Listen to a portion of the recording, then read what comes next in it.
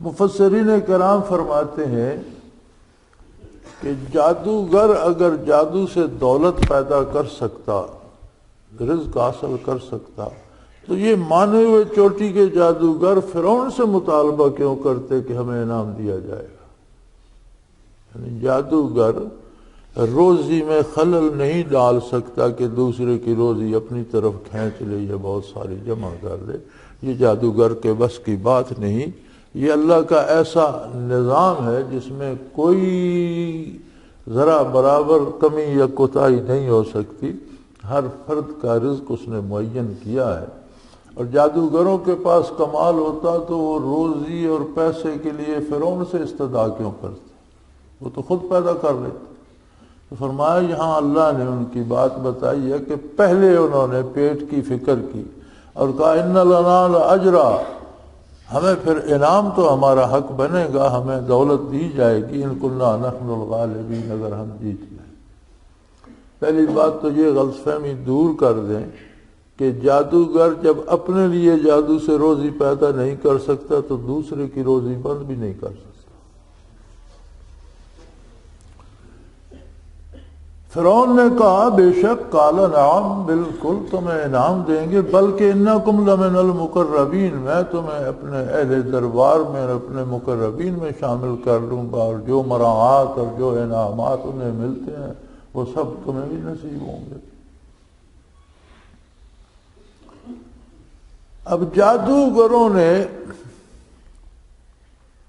یہ سمجھا ہوا تھا کہ موسیٰ علیہ السلام کوئی بڑے جادوگر ہیں، نبی سمجھ کر تو مقابلے میں نہیں آئے تھے۔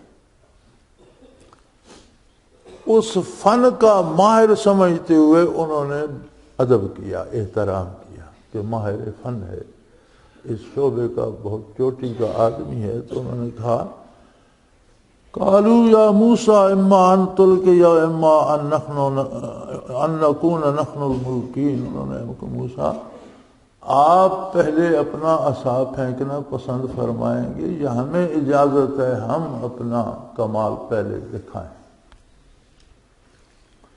ادب کیا اللہ کے رسول کا، لیکن رسول یا نبی جان کر نہیں، ماہر فن جادوگر جان کر۔ یہ ادب بھی ان کے کام آ گیا اور انہیں توبہ نصیب ہو گئی، اور جو صبح جنہیں ایمان بھی نصیب نہیں تھا، ڈوبتے سورج نے انہیں شہید دیکھا۔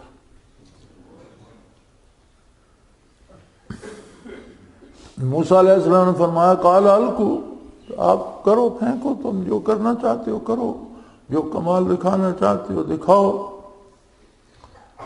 فلما القوا، جب انہوں نے اپنے وہ رسے اور لکڑیاں اور ڈنڈے اور چیزیں پھینکی، سحروا اعین الناس، لوگوں کی نگاہوں پر جادو کر دیا۔ قرآن کہتا ہے ڈنڈوں پر، لکڑیوں پر، لاٹھیوں پر، گیلیوں پر، رسوں پر جادو نہیں ہوا، رسے رسے ہی رہے، لکڑیاں لکڑیاں ہی رہیں، لوگوں کی نگاہوں پر جادو کر دیا۔ قوت متخیلہ متاثر ہوتی ہے نظر جو دیکھتی ہے، اور وہ تصویر بنا کر دماغ کو دیتی ہے، اور دماغ سمجھتا ہے کہ یہ فلاں چیز ہے۔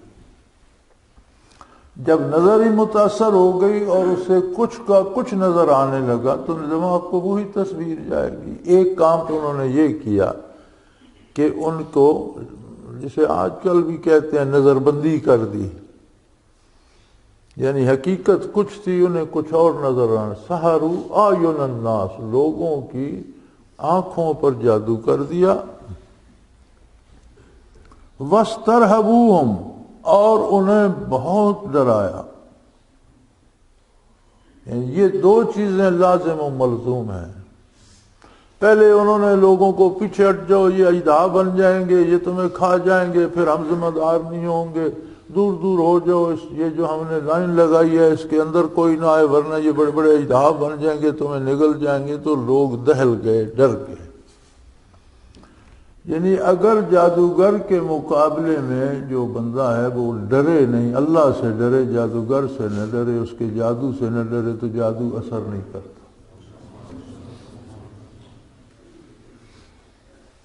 گجرات میں ایک بہت بڑا جادوگر ہوتا تھا، قوم کا ترکھان تھا یا لوہار تھا، اس قسم کا تھا، تو بڑے بڑے اہل علم کو بھی اس نے رسوا کیا اور بڑے بڑے معزز لوگوں کو رسوا کیا۔ جو اس سے ملنے جاتا اس پہ ایسا جادو کرتا کہ اسے پاگل کر دیتا، پھر اس سے جائیداد لکھوا لیتا، زمینیں لکھوا لیتا، اس کو مزدوری پہ لگا دیتا، کپڑوں کی جگہ ایک بوری پہنا دیتا، بڑا مشہور تھا۔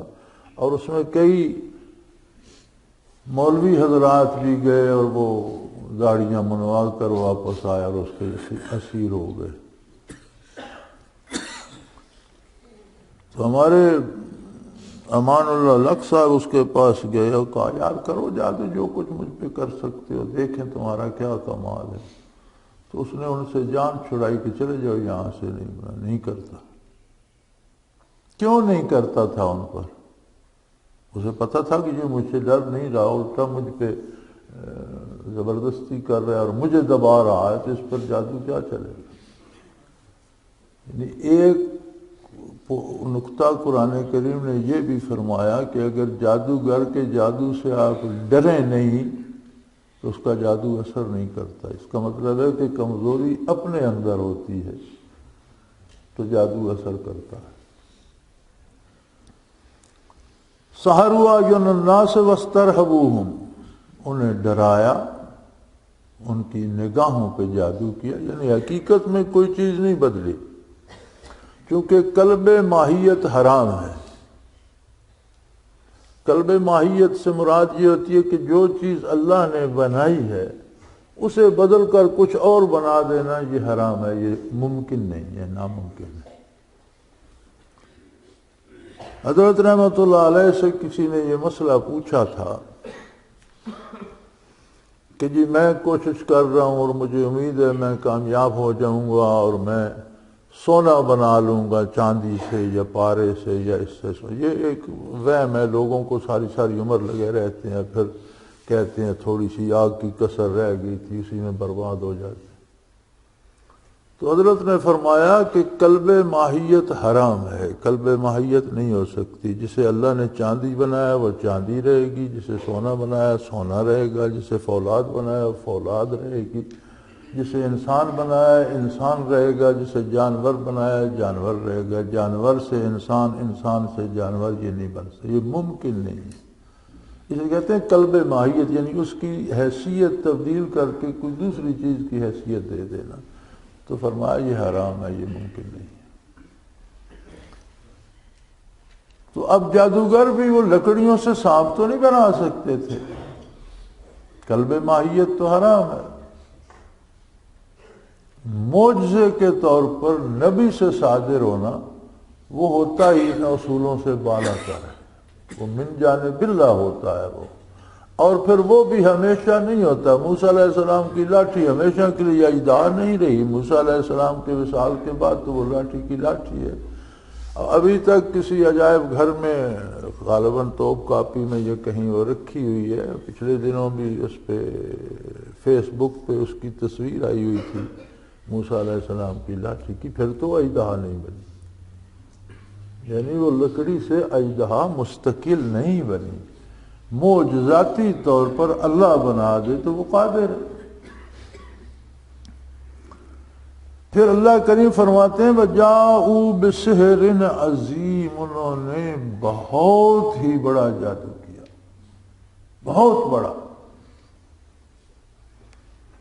اوحینا الی موسیٰ ان الق عصاک، ہم نے موسیٰ علیہ السلام کو فرمایا کہ آپ اپنی لاٹھی پھینک دیجئے۔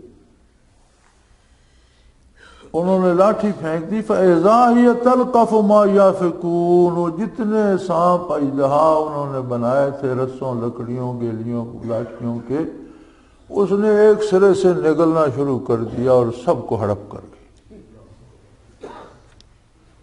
حضرت رحمۃ اللہ علیہ یہاں تشریف فرمایا کرتے تھے کہ جادو کا نظام یہ ہے کہ اگر ایک شخص نے جادو کر کے لاٹھی کو سانپ بنا دیا اور کوئی دوسرا جادوگر اس جادو کو کا توڑ کرتا ہے تو وہ سانپ سے پھر لکڑی بن جائے گی، یعنی جادو کا اثر ضائع ہو جائے گا۔ یہاں یہ نہیں ہوا کہ وہ جو انہوں نے اژدہے بنائے تھے وہ پھر لکڑیاں یا رسے بن جائیں، وہ تو لاٹھی اتنا بڑا اژدہا بنی کہ انہوں نے جتنے بنائے تھے سب کو نگل گئی، اور جب موسیٰ علیہ السلام نے ہاتھ میں لی تو اتنی ہی لاٹھی، پتہ نہیں وہ لاٹھیاں کہاں غائب ہو گئیں، وہ رسے کہاں غائب ہو گئے، لاٹھی کا حجم تو نہیں بڑا، وہ تو اتنی ہی تھی۔ تو جادوگروں کو یہ بات سمجھ میں آ گئی کہ یہ جادوگر نہیں، اگر جادوگر ہوتا تو ہمارے بنائے ہوئے اژدہے پھر رسیاں اور لکڑیاں اور لاٹھیاں بن جاتے، وجود تو ان کا باقی رہتا۔ لیکن یہ بات ان کی سمجھ میں کیسے آ گئی؟ باقیوں کی سمجھ میں تو نہیں آئی، بے شمار لوگ، پوری قوم جمع تھی اور بادشاہ بیٹھا تھا، ان کی سمجھ میں کیوں نہیں آئی؟